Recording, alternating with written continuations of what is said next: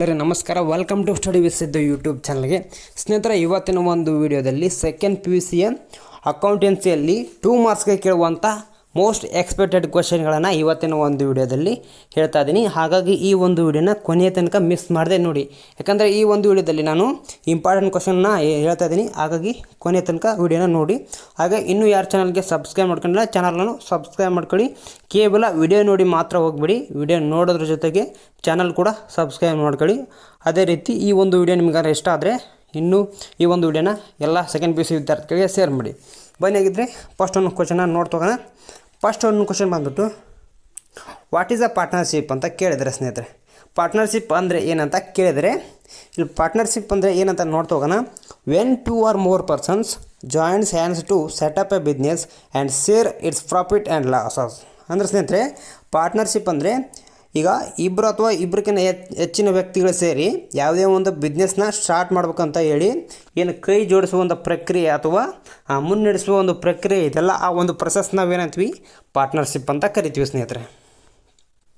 ಏನು define partnership ಸ್ನೇಹಿತರೆ, ನೋಡಿ ಇಲ್ಲಿ ವಾಟ್ ಈಸ್ ಅಂತ ಕೇಳಿದ್ರೇ ಆನ್ಸರ್ ಬೇರೆ ಬರೀಬೇಕಾಗುತ್ತೆ, ಮತ್ತು ಡಿಫೈನ್ ಪಾರ್ಟ್ನರ್ಶಿಪ್ ಅಂದ್ರೇ ನಾವು ಆನ್ಸರ್ನ ಬೇರೆ ಬರೀಬೇಕಾಗುತ್ತೆ. ಯಾಕಂದರೆ ವಾಟ್ ಈಸ್ ಅಂತ ಕೇಳಿದ್ರೆ ನಿಮ್ಮ ಅಭಿಪ್ರಾಯ ಏನಂತ ಬರೀಬೇಕಾಗುತ್ತೆ, ಪಾರ್ಟ್ನರ್ಶಿಪ್ ನಿಮ್ಮ ಅಭಿಪ್ರಾಯ ಏನಂತ ಬರೀಬೇಕಾಗುತ್ತೆ.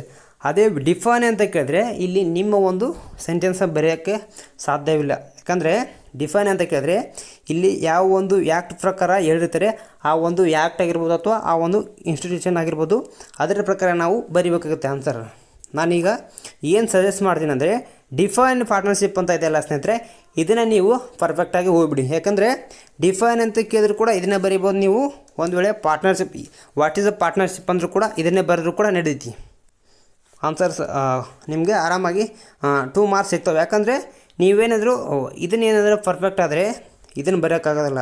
ಹಾಗಾಗಿ ಈ ಒಂದು ಡೆಫಿನೇಷನ್ನ ಯಾವುದು ಇಂಡಿಯನ್ ಪಾರ್ಟ್ನರ್ಶಿಪ್ ಆ್ಯಕ್ಟ್ 1932, ಈ ಒಂದು ಡೆಫಿನೇಷನ್ನ ನೀವು ಪರ್ಫೆಕ್ಟಾಗಿ ಹೋಗ್ಬಿಡಿ. ಈ ಒಂದು ಆನ್ಸರು 2 ಕ್ವಶನ್ಗಳಿಗೆ ಮ್ಯಾಚ್ ಆಗುತ್ತೆ ಸ್ನೇಹಿತರೆ.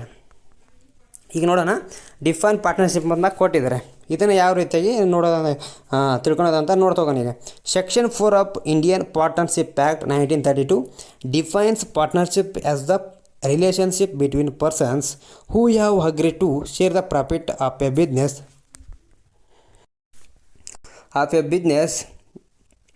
who have agreed to share the profit of a business carried on by all or any one of them acting for all.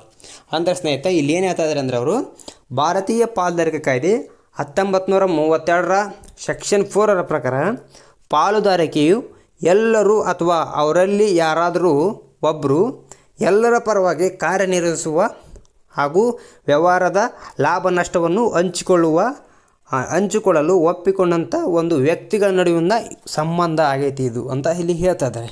ಇನ್ನೊಮ್ಮೆ ಹೇಳ್ತಾ ಇದ್ದೀನಿ ಸ್ನೇಹಿತರೆ, ಕನ್ನಡದಲ್ಲಿ ಕರೆಕ್ಟಾಗಿ ಕೇಳಿಸ್ಕೊಂಬಿಡಿ.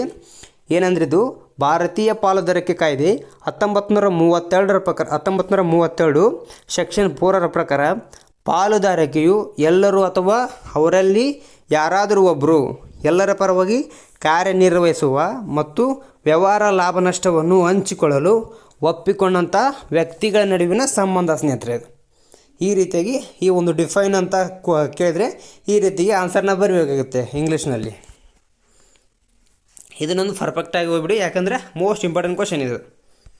ಡಿಫೈನ್ ಅಂತ ಕೇಳಿದ್ರು ಕೂಡ ಇದನ್ನೇ ಬರೀರಿ, ವಾಟ್ ಈಸ್ ಅಂತ ಕೇಳಿದ್ರು ಕೂಡ ಇದೇ ಆನ್ಸರ್ನ ಬರೀರಿ. ಇನ್ನು ನೆಕ್ಸ್ಟ್ ಒಂದು question, state any 2 features of partnership. ಅಂದರೆ ಪಾರ್ಟ್ನರ್ಶಿಪ್ನ ಯಾವುದಾದ್ರೂ 2 ಲಕ್ಷಣಗಳನ್ನು ತಿಳಿಸಿ ಯಾವ ರೀತಿಯಾಗಿ ಪಾರ್ಟ್ನರ್ಶಿಪ್ ಇರುತ್ತೆ ಅಂತ ಕೇಳಿದರೆ, ಇದಕ್ಕೆ ಫಸ್ಟ್ ಒಂದು ಫೀಚರ್ಸ್ ಒಂದು 2 or more ಪರ್ಸನ್ಸ್. ಪಾರ್ಟ್ನರ್ಶಿಪ್ಪಲ್ಲಿ 2 or more ಪರ್ಸನ್ಸ್, ಇಬ್ಬರಿಗಿಂತ ಹೆಚ್ಚಿನ ವ್ಯಕ್ತಿಗಳು ಇರ್ತಾರೆ ಇಲ್ಲಿ. ಮತ್ತು ಅದಾದ ನಂತರ ಅಗ್ರಿಮೆಂಟ್ ಇರುತ್ತೆ, ಆ ಒಂದು ಪಾರ್ಟ್ನರ್ಶಿಪ್ನಲ್ಲಿ ವ್ಯಕ್ತಿಗಳ ನಡುವೆ ಅಗ್ರಿಮೆಂಟ್ ಇರ್ತೈತಿ. ಅದಾದ ನಂತರ ಲಾಫುಲ್ ಬಿಸ್ನೆಸ್ ಇರುತ್ತೆ, ಅಲ್ಲಿ ಶೇರಿಂಗ್ ಆ್ಯಂಡ್ ಪ್ರಾಫಿಟ್ ನಡೀತಿರುತ್ತೆ. ಮತ್ತು ಮ್ಯೂಚುವಲ್ ಏಜೆನ್ಸಿ ಇರುತ್ತೆ, ಅನ್ಲಿಮಿಟೆಡ್ ಲಯಬಿಲಿಟಿ ಅಂತ ಲಿಮಿಟೆಡ್ ಜವಾಬ್ದಾರಿ ಇರಲ್ಲ, ಅನ್ಲಿಮಿಟೆಡ್ ಜವಾಬ್ದಾರಿ ಜಾಸ್ತಿ ಇರುತ್ತೆ ಇಲ್ಲಿ. ಇನ್ನೊಂದು ಇಂಪಾರ್ಟೆಂಟ್ ಕ್ವಶನ್ ಬಂದ್ಬಿಟ್ಟು, what is the partnership deed. ಸ್ನೇಹಿತರೆ, ನಾನು ಈಗ ಏನು ಹೇಳ್ತಾ ಇದ್ದೀನಿ, ಫಸ್ಟ್ ಒಂದು ಇಂಪಾರ್ಟೆಂಟ್ ಕ್ವಶನ್ ಬಂದ್ಬಿಟ್ಟು ವಾಟ್ ಈಸ್ ದ ಪಾರ್ಟ್ನರ್ಶಿಪ್, ಇದು ಒಂದು very important question. And second one define partnership. ಸ್ನೇಹಿತರೆ ನೋಡಿ, ವಾಟ್ ಈಸ್ ದ ಇದನ್ನು ಪರ್ಫೆಕ್ಟ್ ಆಗಿಬಿಡ್ರಿ ನೀವು. What is the define partnership. ಈ ಒಂದು ಕ್ವಶನ್ ನೀವು ಪರ್ಫೆಕ್ಟ್ ಆಗಿಬಿಡಿ. ಈ ಒಂದು ಕ್ವಶನ್ಗೆ ನೀವೇನಾರು ಆನ್ಸರ್ನ ಪರ್ಫೆಕ್ಟ್ ಆದರೆ ಅಂದರೆ ವಾಟ್ ಈಸ್ ಅಂತ ಕೇಳಿದ್ರು ಕೂಡ ಅದನ್ನೇ ಬರೀರಿ, ಡಿಫೈನ್ ಅಂತ ಕೇಳಿದ್ರು ಕೂಡ ಇದನ್ನೇ ಬರೀರಿ, ಈಸಿ ಆಗುತ್ತೆ ನಿಮಗೆ. ಡಿಫೈನ್ ಇದು ಒಂದು ಇಂಪಾರ್ಟೆಂಟ್ ಕ್ವಶನು, ಮತ್ತು ಸ್ಟೇಟ್ ಎನಿ ಟು ಫೀಚರ್ಸ್ ಇದು ಒಂದು ಇಂಪಾರ್ಟೆಂಟ್ ಕ್ವಶನು. ಅದಾದ ನಂತರ what is the partnership deed ಇದು ಕೂಡ ವೆರಿ ಇಂಪಾರ್ಟೆಂಟ್ ಕ್ವಶನ್ ಸ್ನೇಹಿತರೆ. ಯಾಕಂದರೆ ಇದನ್ನು ಕೂಡ ಆ್ಯನ್ಯುವಲ್ ಎಕ್ಸಾಮಲ್ಲಿ ಹಲವಾರು ಬಾರಿ ಕೇಳಿದರೆ ನೋಡಿ.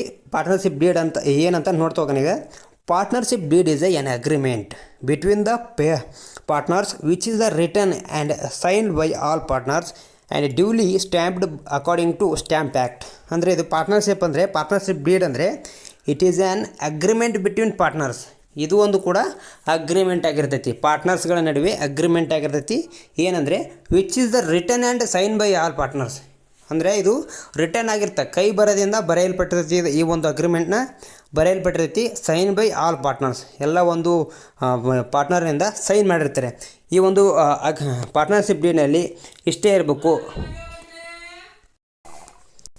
ಇಷ್ಟೇ ಇಂಟ್ರೆಸ್ಟ್ ಆನ್ ಡ್ರಾಯಿಂಗ್ಸ್ ಕಟ್ಟಬೇಕು. ಮತ್ತು ಪಾರ್ಟ್ನರ್ಶಿಪ್ ಈ ಒಂದು ಪಾರ್ಟ್ನರ್ಶಿಪ್ ಡೀಡ್ ಪ್ರಕಾರ ಯಾವ ಒಂದು ರೂಲ್ಸ್ ಇರ್ತಾವಲ್ಲ ಆ ಒಂದು ರೂಲ್ಸ್ನ ಈ ಒಂದು ರಿಟರ್ನ್ ಅಗ್ರಿಮೆಂಟ್ನಲ್ಲಿ ಏನು ಮಾಡಿರ್ತಾರೆ, ಮೆನ್ಷನ್ ಮಾಡಿರ್ತಾರೆ. ಅದನ್ನೇ ನಾವು ಪಾರ್ಟ್ನರ್ಶಿಪ್ ಡೀಡ್ ಅಂತ ಕರಿತೀವಿ. ಇನ್ನೊಂದು ಇಂಪಾರ್ಟೆಂಟ್ ಕ್ವಶನ್ ಬಂದ್ಬಿಟ್ಟು what are the methods of accounting capital accounts of partners. ಅಂದರೆ ಪಾರ್ಟ್ನರ್ಸ್ಗಳ ಕ್ಯಾಪಿಟಲ್ ಅಕೌಂಟ್ನ ಮೇಂಟೈನ್ ಮಾಡೋಕ್ಕೆ ಯಾವ ಒಂದು ಮೆಥಡ್ನ ಯೂಸ್ ಮಾಡ್ತೀವಿ ಅಂತ ಕೇಳಿದರೆ ಅದಕ್ಕೆ ಫಸ್ಟ್ ಒಂದು ಮೆಥಡ್ ಅಂದರೆ ಫಿಕ್ಸ್ಡ್ ಕ್ಯಾಪಿಟಲ್ ಮೆಥಡ್ನ ನಾವು ಯೂಸ್ ಮಾಡ್ತೀವಿ. ಮತ್ತು ಸೆಕೆಂಡ್ ಒಂದು ಮೆಥಡ್ ಅಂದರೆ ಫ್ಲಕ್ಚುಯೇಟಿಂಗ್ ಕ್ಯಾಪಿಟಲ್ ಮೆಥಡ್. ಈ ಎರಡು ಮೆಥಡ್ಗಳನ್ನ ನಾವು ಪಾರ್ಟ್ನರ್ಸ್ ಕ್ಯಾಪಿಟಲ್ ಅಕೌಂಟ್ನ ಮೇಂಟೈನ್ ಮಾಡೋಕ್ಕೆ ಯೂಸ್ ಮಾಡ್ತೀವಿ ಸ್ನೇಹಿತರೆ. ನೆಕ್ಸ್ಟ್ ಒಂದು ಇಂಪಾರ್ಟೆಂಟ್ ಕ್ವಶನ್ ಬಂದ್ಬಿಟ್ಟು what is the fixed capital method. ಇದನ್ನು ಕೂಡ ಕೇಳಿದರೆ ಇಂಪಾರ್ಟೆಂಟ್ ಕ್ವಶನ್ ಇದು. ಫಿಕ್ಸ್ಡ್ ಕ್ಯಾಪಿಟಲ್ ಮೆಥಡ್ ಅಂದರೆ ನೋಡಿ ಇಲ್ಲಿ, original capital of the amount are not changed from 1 year to another year. ಅಂದರೆ ಪಾರ್ಟ್ನರ್ ಕ್ಯಾಪಿಟಲ್ ಏನಿರ್ತಲ್ಲ ಆ ಒಂದು ಕ್ಯಾಪಿಟಲ್ಲು ಒಂದು ವರ್ಷದಿಂದ ಇನ್ನೊಂದು ವರ್ಷಕ್ಕೆ ಚೇಂಜ್ ಆಗೋದಿಲ್ಲ, ಹಾಗೇ ಇರುತ್ತೆ. ಈ ವರ್ಷ ಎಷ್ಟು ಕ್ಯಾಪಿಟಲ್ ಇರುತ್ತೆ ಮುಂದಿನ ವರ್ಷ ಕೂಡ ಆ ಒಂದು ಪಾರ್ಟ್ನರ್ ಕ್ಯಾಪಿಟಲ್ ಕೂಡ ಅಷ್ಟೇ ಇರ್ತೈತಿ. ಹಾಗಾಗಿ ಇದನ್ನು ನಾವು ಫಿಕ್ಸ್ಡ್ ಕ್ಯಾಪಿಟಲ್ ಮೆಥಡ್, ಯಾವುದೇ ರೀತಿ ಚೇಂಜ್ ಆಗೋದಿಲ್ಲ. ಇಲ್ಲಿ ಇದೆ ನೋಡಿ ಸ್ನೇಹಿತರೆ, original capital of the amount are not change from 1 year to another year. ಈ ಒಂದು ಸೆಂಟೆನ್ಸ್ನ ಬರೀರಿ, ಮಾರ್ಕ್ಸ್ ಸಿಗುತ್ತೆ ನಿಮಗೆ. Next one what are the fluctuating capital ಮೈ. ಇದು ಕೂಡ ವೆರಿ ಇಂಪಾರ್ಟೆಂಟ್ ಕ್ವಶನ್. ಫ್ಲಕ್ಚುಯೇಟಿಂಗ್ ಅಂದರೆ ಸ್ನೇಹಿತರೆ ಬದಲಾವಣೆ ಆಗ್ತಾ ಇರುತ್ತೆ, ಅದನ್ನೇ ನಾವು ಫ್ಲಕ್ಚುಯೇಟಿಂಗ್ ಅಂತ ಕರಿತೀವಿ. ಫ್ಲಕ್ಚುಯೇಟಿಂಗ್ ಕ್ಯಾಪಿಟಲ್ ಮೆಥಡ್ ಅಂದರೆ under this method the capital of the partners are change from 1 year to another year. ಅಂದರೆ ಪಾರ್ಟ್ನರ್ಗಳ ಏನು ಕ್ಯಾಪಿಟಲ್ ಇರ್ತಲ್ಲ, ಪಾರ್ಟ್ನರ್ನ ಒಂದು ಬಂಡವಾಳ ಏನಿರ್ತಲ್ಲ ಆ ಒಂದು ಬಂಡವಾಳ ಒಂದು ವರ್ಷದಿಂದ ಇನ್ನೊಂದು ವರ್ಷಕ್ಕೆ ಚೇಂಜ್ ಆಗ್ತಾ ಇರ್ತದೆ, ಬದಲಾವಣೆ ಆಗ್ತಾ ಇರ್ತೈತೆ. ಅದನ್ನ ಏನಂತೀವಿ ನಾವು ಫ್ಲಕ್ಚುಯೇಟಿಂಗ್ ಕ್ಯಾಪಿಟಲ್ ಮೆಥಡ್ ಅಂತ ಕರಿತೀವಿ ಸ್ನೇಹಿತರೆ. ನೆಕ್ಸ್ಟ್ ಒಂದು question,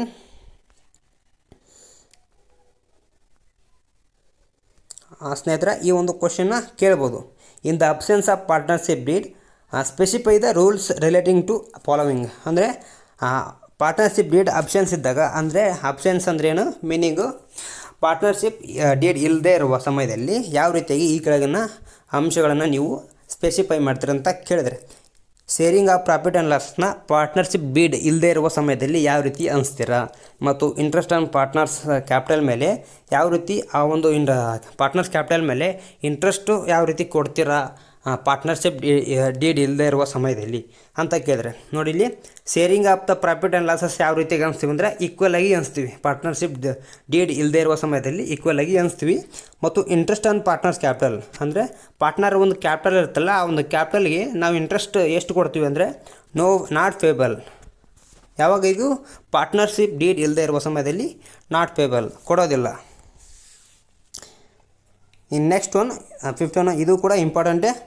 in the absence of partnership deed specify the rules relating to following. ಅಂದರೆ ಪಾರ್ಟ್ನರ್ಶಿಪ್ ಡೀಡ್ ಇಲ್ಲದೆ ಇರುವ ಸಮಯದಲ್ಲಿ ಈ ಒಂದು ಕೆಳಗಿನ ಅಂಶಗಳನ್ನು ಯಾವ ರೀತಿಯಾಗಿ ಸ್ಪೆಸಿಫೈ ಮಾಡ್ತೀರಿ ಅಂತ ಕೇಳಿದ್ರೆ, ಇಂಟ್ರೆಸ್ಟ್ ಡ್ರಾಯಿಂಗ್ಸ್ ಇದನ್ನು ಯಾವ ರೀತಿಯಾಗಿ ಅನಿಸ್ತೀರಿ, ಮತ್ತು ಇಂಟ್ರೆಸ್ಟ್ ಪಾರ್ಟ್ನರ್ಸ್ ಲೋನ್ ಇದನ್ನ ಯಾವ ರೀತಿ ನೀವು ಸ್ಪೆಸಿಫೈ ಮಾಡ್ತೀರಿ ಅಂತ ಕೇಳಿದ್ರೆ, ನೋಡಿ ಇಂಟ್ರೆಸ್ಟ್ ಡ್ರಾಯಿಂಗ್ಸ್ನ ನಾಟ್ ಚಾರ್ಜ್ ಮಾಡೋದಿಲ್ಲ ಪಾರ್ಟ್ನರ್ಶಿಪ್ ಡೀಡ್ ಇಲ್ಲದೆ ಇರೋ ಸಮಯದಲ್ಲಿ. Interest on partners loan, partners ಏನು ಲೋನ್ ತೊಗೊಂಡಿರ್ತಾರಲ್ಲ ಅದಕ್ಕೆ ನಾವು ಇಂಟ್ರೆಸ್ಟ್ ಎಷ್ಟು ಪರ್ಸೆಂಟ್ ಕಟ್ತಾರೆ ಅಂದರೆ 6% ಕಟ್ಟಲೇಬೇಕು. ಯಾವಾಗ ಈ ಪಾರ್ಟ್ನರ್ಶಿಪ್ ಡೀಡ್ ಇಲ್ಲದೆ ಇರುವ ಸಮಯದಲ್ಲಿ ಪಾರ್ಟ್ನರ್ಸ್ ಏನು ಲೋನ್ ತೊಗೊಂಡಿರ್ತಾರಲ್ಲ ಬಿಸ್ನೆಸ್ನಿಂದ ಅದಕ್ಕೆ 6% ಪರ್ annum ಕಟ್ಟಲೇಬೇಕಾಗುತ್ತೆ. ಇಂಪಾರ್ಟೆಂಟ್ ಸ್ನೇಹಿತರೆ. ಅದಾದ ನಂತರ ಇನ್ನೊಂದು question, name the 2 methods of calculation of interest on drawings. ಇದು ಕೂಡ ವೆರಿ ಇಂಪಾರ್ಟೆನ್ಸ್. ಈ ಒಂದು ಕ್ವಶನಿಂದ 5 ಮಾರ್ಕ್ಸ್ ಕ್ವಶನ್ ಕೇಳ್ತಾರೆ. ಅದನ್ನು ನೆಕ್ಸ್ಟ್ ಒಂದು ವಿಡಿಯೋದಲ್ಲಿ ಹೇಳ್ತೀನಿ. ಇದಕ್ಕೆ ಕರೆಕ್ಟಾದ ಆನ್ಸರ್ ಬಂದ್ಬಿಟ್ಟು ಸಿಂಪಲ್ ಇಂಟ್ರೆಸ್ಟ್ ಮೆಥಡು ಮತ್ತು ಪ್ರಾಡಕ್ಟ್ ಮೆಥಡ್. ಪ್ರಾಡಕ್ಟ್ ಮೆಥಡಲ್ಲಿ ಒಂದು 5 ಮಾರ್ಕ್ಸ್ ಕ್ವಶನ್ ಬರ್ತದೆ ಸ್ನೇಹಿತರೆ. ಆ ಒಂದು ಕ್ವಶನ್ನ ನಿಮ್ಗೇನಾದರೂ ಬೇಕಾದರೆ ಕೇಳಿ, ಆ ಒಂದು ಕಮೆಂಟ್ ಬಾಕ್ಸ್ನಲ್ಲಿ ತಿಳಿಸಿ. ಆ ಒಂದು ಕ್ವಶನ್ ಬಗ್ಗೆ 6 ಮಾರ್ಕ್ಸ್ ಕ್ವಶನ್ ಬಗ್ಗೆ ಹೇಳ್ತೀನಿ. ಇವೆರಡು ಮೆಥಡ್ ಕೂಡ ಇಂಟ್ರೆಸ್ಟ್ ಆನ್ ಡ್ರಾಯಿಂಗ್ಸ್ನ ನಾವು ಕ್ಯಾಲ್ಕುಲೇಷನ್ ಮಾಡೋಕ್ಕೆ ಯೂಸ್ ಮಾಡ್ತೀವಿ. ಅದಾದ ನಂತರ ನೆಕ್ಸ್ಟ್ ನೋಡೋಣ ಸ್ನೇಹಿತರೆ. ಆಯಿತು, ಈ ಒಂದು ಎಲ್ಲ ಕ್ವಶನ್ಗಳು ಕೂಡ 2 ಮಾರ್ಕ್ಸ್ಗೆ ಈ ಒಂದು ಲೆಸನ್ನಿಂದ, ಅಡ್ಮಿಷನ್ ಆಫ್ ಎ ಪಾರ್ಟ್ನರ್ ಈ ಒಂದು ಲೆಸನ್ನಿಂದ ಕೇಳುವಂಥ ವೆರಿ ಮೋಸ್ಟ್ ಎಕ್ಸ್ಪೆಕ್ಟೆಡ್ ಕ್ವಶನ್ ಆಗಿವೆ. ಹಾಗಾಗಿ ಈ ಒಂದು ಕ್ವಶನ್ಗಳನ್ನ ಒಂದು ಕಡೆ ನೋಟ್ ಮಾಡಿ ಇಟ್ಕೊಂಡ್ಬಿಡಿ ಸ್ನೇಹಿತರೆ. ಈ ಒಂದು ವಿಡಿಯೋ ನಿಮ್ಗೆ ಏನಾದರೂ ಇಷ್ಟ ಆಗಿದ್ದರೆ ನಮ್ಮ ಚಾನಲ್ಗೆ ಸಬ್ಸ್ಕ್ರೈಬ್ ಮಾಡಿ ಮತ್ತು ಈ ಒಂದು ವಿಡಿಯೋನ ಎಲ್ಲ ಸೆಕೆಂಡ್ PUC ವಿದ್ಯಾರ್ಥಿಗಳಿಗೆ ಶೇರ್ ಮಾಡಿ ಸ್ನೇಹಿತರೆ.